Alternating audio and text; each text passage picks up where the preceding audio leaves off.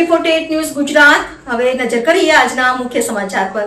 તાપી જિલ્લાના સોનગઢ ખાતે ગૌ માતાને રાષ્ટ્રમાતાનો દરજ્જો આપવાની માંગ સાથે ભવ્ય રેલી યોજાઈ હતી।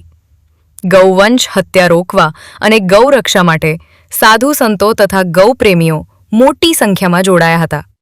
રેલી બાદ વડાપ્રધાન અને રાષ્ટ્રપતિને સંબોધિત આવેદનપત્ર પાઠવાયો। સોનગઢ નગરમાં ગૌ માતાને રાષ્ટ્રમાતા ઘોષિત કરવા અને ગૌ હત્યા પર સંપૂર્ણ પ્રતિબંધ મૂકવાની માંગ સાથે વિશાળ રેલી યોજાઈ હતી।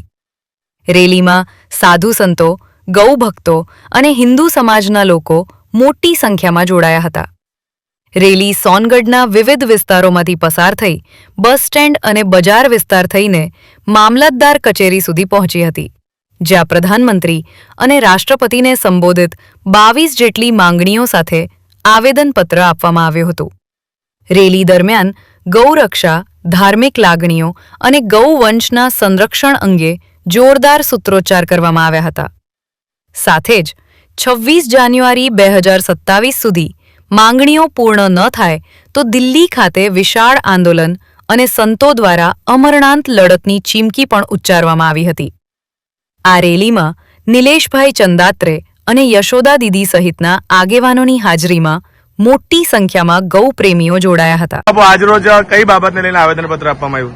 સંપૂર્ણ ભારત દેશની અંદર 800 જિલ્લા, 6000 તાલુકા અને 6 લાખ ગામોને આવરીને 40 કરોડ લોકોના હસ્તાક્ષરને 40 કરોડ લોકો સીધા રસ્તા પર ઉતરીને સાધુ સંતો દ્વારા જે ગૌ સન્માન આહવાન દિવસ નક્કી કરવામાં આવેલો હતો તે દિવસે ગુજરાતભરની અંદર આજે આ કાર્યક્રમ છે અને એની અંદર સોનગઢની અંદર 7 મે 2026 ગુરુવારના દિવસે ખૂબ મોટી સંખ્યાની અંદર ગૌ ભક્તોએ આજે મામલતદાર સાહેબશ્રીને ગૌ આહવાન દિવસના અંદર ગૌ માતાને રાષ્ટ્રમાતા ઘોષિત કરવામાં આવે, ગોચર ભૂમિને મુક્ત કરવામાં આવે, ગૌ માતા માટે એક અલગ મંત્રાલય બનાવવામાં આવે અને ગૌ માતાને રાષ્ટ્રમાતા ઘોષિત કરવામાં આવે, એવી રીતે સમસ્ત સોનગઢ નગરના ગૌ ભક્તોની માગણી અને હસ્તાક્ષર કરેલા પ્રાર્થના પત્ર આજે મામલતદાર સાહેબશ્રીને સુપુર્દ કરવામાં આવેલ છે।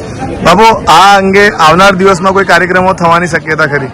આના પછીના જો 40 કરોડ લોકોના હસ્તાક્ષર અને 40 કરોડ લોકોના સીધા અભિયાન પછી પણ ભારત સરકાર ગૌ માતાને રાષ્ટ્રમાતા ઘોષિત નહીં કરે અને ભારત સરકાર ગૌ હત્યા બંધ કરવા માટે કેન્દ્રીય કાનૂન નહીં લાવે તો દર 3 મહિને એટલે કે 27 જુલાઈ, 27 ઓક્ટોબર અને 26 જાન્યુઆરીના 2027ના દિવસે ભારતના પ્રધાનમંત્રી લાલ કિલ્લા ઉપરથી જો ગૌ માતાને રાષ્ટ્રમાતા ઘોષિત નહીં કરે તો 27 જાન્યુઆરી 2027 થી લઈને 14 ઓગસ્ટ 2027 સુધી દિલ્હીની અંદર પ્રતિરોધ 6000 ગૌ ભક્તો ધરણા પ્રદર્શન કરશે અને 16 ઓગસ્ટના દિવસે જો આનું કોઈ પરિણામ નહીં આવે તો 20,000 સાધુ સંતો પોતાના પ્રાણોની આહુતિ આપીને પણ ભારત સરકાર પાસે ગૌ હત્યા બંધ અને ગૌચર ભૂમિને મુક્ત, ગૌ માતા માટે એક અલગ મંત્રાલય અને ગૌ માતાને રાષ્ટ્રમાતા ઘોષિત કરો એવી માંગણી સાથે 20,000 સાધુ સંતો પોતાના પ્રાણ આપશે।